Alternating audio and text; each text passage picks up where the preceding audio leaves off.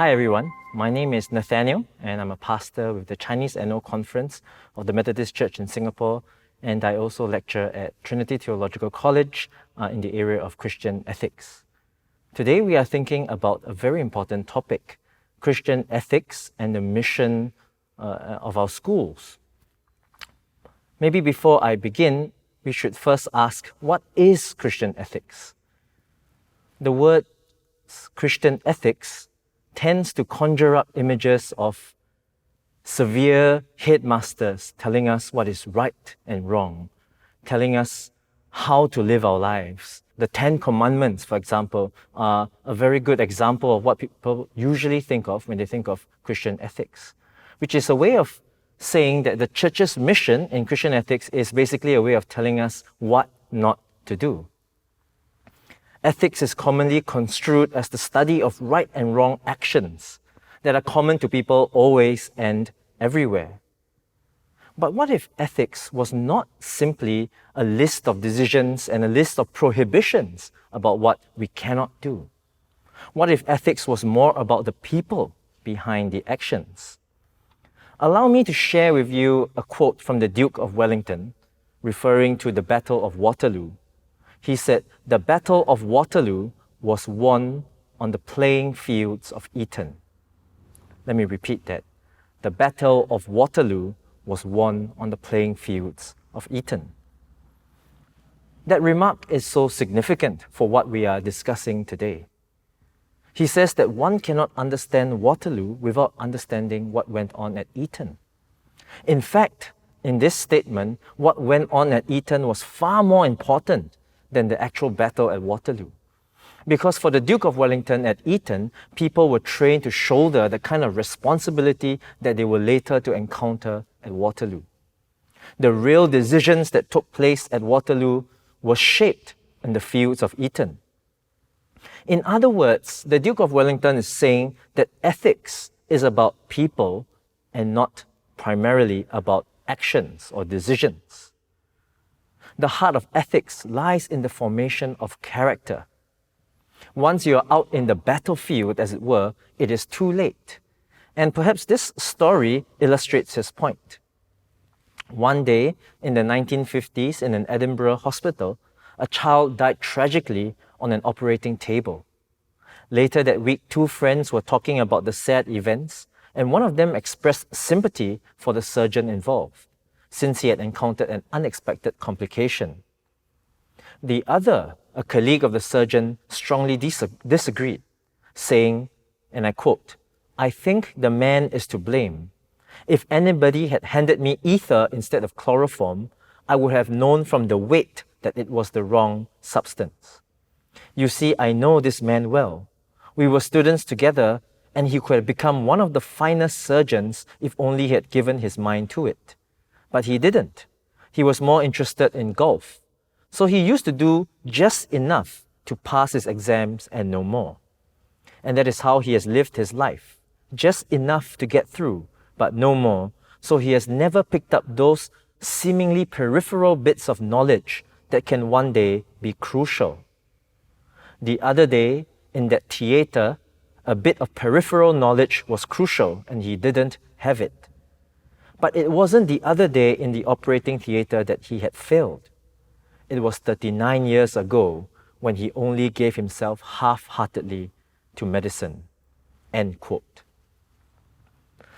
This observation about a Belgian field applies equally well to the Edinburgh operating table. Just as the Battle of Waterloo was won on the playing fields of Eton, so the battle for a sick child's life was lost on the golf course. An athlete trains for months for a marathon race, and no amount of enthusiasm on the day can make up for deficiencies in preparation. A student studies for years for an exam. Again, no amount of enthusiasm or thought on the day can make up for deficiencies in preparation. So ethics is not primarily about the moment of decision, but the formation, that long and slow intentional process of forming a person when the time of moral effort is required. And that is precisely how I think Christian ethics relates to the mission of our Christian schools. When we give Christian education, it is not simply about teaching the subjects that they're teaching. And it is also not just because Christian teachers are involved in it, but rather in who we are, in how we communicate, in the kind of virtues that we exemplify in our everyday conversations, not just in the classroom, but in the life of the school as a whole. We are actually forming people, forming students, teaching them moral habits. It is often said that virtues and ethics are caught rather than taught. And perhaps this is the truth of our mission in the schools. When we talk about moral formation, it is not just what we say and what we teach or what we prohibit, but it is how we live together. And I think that is an important and vital aspect of understanding our mission in the school. What we do and what we say is also a form of preparation, a form of learning, a form of formation. It is more important, or perhaps most important, that we form people, the moral habits that are needed to live life before the face of God. We are communities that inhabit ethical traditions. We promote virtues and we steer our students and our colleagues away from vices. It is not a homogeneous kind of set of rules that we live by, but a complex kind of situation where we have a variety of input into who we are becoming. Part of this is also improvisational. We learn to improvise. We learn how to improvise. We learn how to live in new and different contexts. And that is why ethics cannot simply be just a list of 10 commandments that are just handed down to us and in which we think that we have all of the revealed morality to live by. There will be circumstances as students and teachers and colleagues that we've not come across before, that we will ask, how is it possible to be truthful in this situation? How is it possible to be loving in this situation? How is it possible to be humble in this situation? And that is why schools are important, because they are communities of mutual learning and mutual benefit. Through our everyday input in our lives, through observing each other, through the questions that we ask, through the dilemmas that we come across, we are being formed into moral people as well. All of this, I think, is part of the church's mission in schools. When we talk about ethics, sometimes we are worried as well. We're worried that they are primarily about debates, about public policy or laws. But ethics is not primarily, as I've mentioned, about the operating theatre. Ethics is about the lecture theatre, the training field, the practice hall, the library, the tutorial, the mentoring session. I mentioned moral effort, and I want to mention another term now, moral habit. The time for moral effort is the time for formation and training, or what the Duke of Wellington referred to as Eton. Training requires commitment, discipline, faithfulness, study, apprenticeship, practice, cooperation, observation, and reflection. All of this can be described as moral effort. The point of effort is to form skills and habits. Habits that mean people take the right things for granted, and skills that give them the ability to do the things that they take for granted. Good habits, as philosophers tell us, are virtues, and bad habits are vices. The time for moral habit and not moral effort is what we call the moment of decision, or what the Duke of Wellington called Waterloo. This is the operating room, separate from those instincts that have been appropriately formed, from those whose character are prepared. In every moral situation, the real decisions are the ones that have been taken some time before, or what is moral effort. To live well requires both moral effort and moral habit. There is a place for both. But no amount of effort at the moment of decision will make up for the effort neglected during the time of formation. And so I think about ethics and the relationship between our mission in the schools in this way, as a way of forming moral effort. It is moral effort that happens in our schools, forming in our students the habits that will allow them to make moral decisions. To help them to make moral decisions instinctively, what the philosophers called second nature. We acquire a second nature by acquiring good habits, the right habits and instincts. Think about the best examples of what you think your education has done in our schools. The best character formation. Almost by instinct, you see our students behaving in a certain way, saying certain things, or taking the right things for granted. This is all part of that moral effort that happens through teaching, through conversations, and through being integrated together in the communities of learning that we call our schools. If one has not developed such habits, decisions that do arise are likely to be agonizing. In the story of the surgeon that I told, the moment of moral effort came in the student's commitment in his studies in the face of the lure of the golf course. If the commitment had been sufficient and if he had been formed rightly, the habit and instinct in the operating theatre to know the difference between ether and chloroform would have passed by without anyone being aware of it. It would have been instinctive. He would have felt the cloth and had known the weight of the chemical. But because he did not do that, that moral decision became an agonizing choice. And as it was, the patient died. When we put all the emphasis on Christian ethics on the moment of decision, it makes moral living seem like impossible choices. It makes Christian living seem so difficult. But if instead we put our emphasis on forming those moral habits, then we will find that the moment of decision passes us by so easily because we are acting out of habit and instinct. And when we act out of good habits, what we call virtues, then those moments will pass by with virtue acted out in ways that seem like second nature to us. I think this is a freeing concept of how we think of ethics. And I hope that this will encourage what we do in the schools, because we need not think about or judge our students or judge the quality of our education simply by moral decisions, simply by that moment of choice. But instead, we will put all our efforts into forming those traditions, those ways of thinking about the moral life in terms of forming habits, forming instincts, forming virtues. One reason why this is very helpful is because we don't know what the future will bring. We simply don't know what kind of moral decisions will be asked our students and our graduates will be asked to make. We cannot foresee all of the possible outcomes. But what we can do is to form them with a certain confidence in the decisions that they make, trusting in the virtues that they have learned and been inculcated with in the schools. So that when the time of moral decision comes, they need not be completely collapse into a moment of indecision or a moment of impossible choices, but instead trust that humility, love, wisdom, and all of these virtues, kindness, patience, courage, all of these that has been formed in them will form the character and the backdrop of those decisions that they make.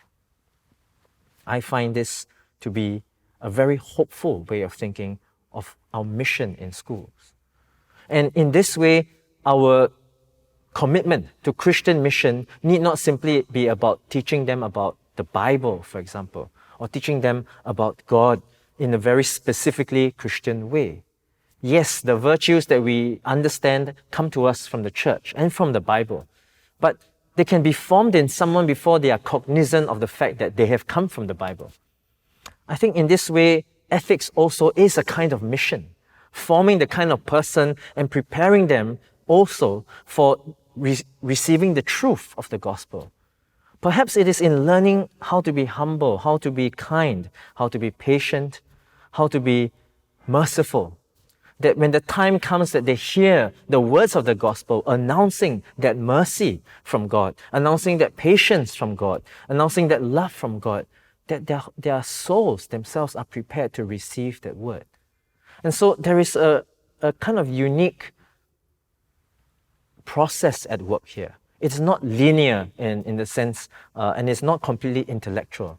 There are deep powers of the soul that happen when we do mission in this way. I think this is, for me, a paradigm of what it means to do missions and ethics together in the Ministry of Education in our schools. To our beloved teachers, educators who are such a great co-laborers in the ministry of doing the church's mission in the schools, I want to leave you with some of these encouragements. First and foremost, understanding that moral effort and moral habit, understanding these concepts, help us to understand the stories by which we find ourselves. Location is important. Where we are is important. Because ethics is community shaped, because we figure out and our discussions teach us what are virtues and what are vices, everyone is included in this process. And so, if this is a community shaped experience or a community shaped process, then we need not singularly bear the burden in that sense of whether a person becomes moral or not. We certainly play an important role by being moral exemplars, for example, being mindful of not just what we say, how we say it as well, and what we do. All of this is important, of course, but at the same time, we are not singularly responsible for shaping someone, just in the way that a pastor is not singularly responsible for every action done by a congregation member. It is a community that shapes a person.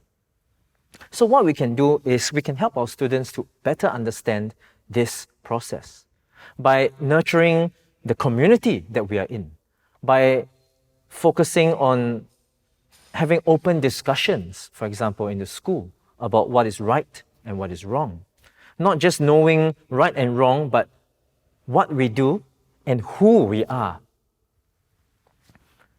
Teachers can help in this way by reminding students that it is not just decisions that count, but who we are that matters. Teachers can help also by remembering that it is not what we say and what we teach only that communicates virtue, but how we act. And often how we act in the unspoken, in the instinctive ways. Not just in dilemmas of whether or not, on how to deal with a student, but perhaps even in how we behave in recess, when we are queuing up to buy food, when we are leaving the school. All of these things are ways in which we communicate a certain vision, or we exemplify what morality is. I'm very keen to highlight that it is not on you alone. It is not teachers alone that communicate virtue. Of course, parents are involved, volunteers are involved, administrators are involved, and even all of the people who form the school community are involved. But you have a unique place because you are, in some sense, present and foregrounded in the lives of the students, perhaps more than some of these other people are. So what you can do is to be mindful of yourself, first and foremost. To commit to being authentic, to commit to being mindful of those virtues that you wish to have as well. To look for in your students and in your conversations with your colleagues, the kind of virtues you wish to embody and exemplify as a school, as a mission, as a church. Because ethics is contextual, it will both be a prisoner and liberator of culture, as one scholar, Andrew Walls, says. I want to encourage you with this: when you make mistakes or when your students make mistakes, that the moral formation is still ongoing. It is never completed until we all stand before God at the end of time. That means that no student is ever beyond hope, and that means no mistake that you make, even as educators, is ever so grave that it cannot be redeemed. All it means is that the journey is continuing. That process is ongoing. And so we realize the mistakes that we make, we acknowledge that, and then we continue and we are open to critique and growth. I think this is that understanding of ethics that can help us in this mission, to understand that mistakes will be made, that we have no ability to foresee the future or predict it in any way, shape, or form. However, we can be robust in communicating virtues. And as we make mistakes and we grow from them, those virtues begin to be formed in us, even if ever so slowly. In this way, even those mistakes that we make are part of that moral formation and will contribute to the development of virtue in someone. What we need is to recognize this and to be encouraged by this and to be confident in our communication of moral virtue so that we can teach our students to improvise in new contexts. And they can only improvise to the degree that they are formed and confident in what they learn. Improvisation isn't about doing new things all the time, everywhere, but instead learning to take the right things for granted and knowing when to move in a new direction. That, I think, makes ethics alive. It makes ethics a new breath of fresh air. And that is how ethics is mission as well. Because it teaches our students, it forms our students to live in new contexts, in growing contexts, with the development of technology and science and so on and so forth, to learn how to be moral in those contexts, goes beyond decisions. I hope that you will see in this that mission that you are called to do as well. That mission that forms young minds, not just minds, but hearts and souls and character, so that they may live into the future with confidence and live into the future knowing that one day we may arrive before the face of God and hear, "Well done, my faithful servant." I hope that you will be encouraged by that and that you will find that your work in the schools does deeply shape beyond the mind powers of the soul in your students. The Lord bless you in your ministry, both today and all your days.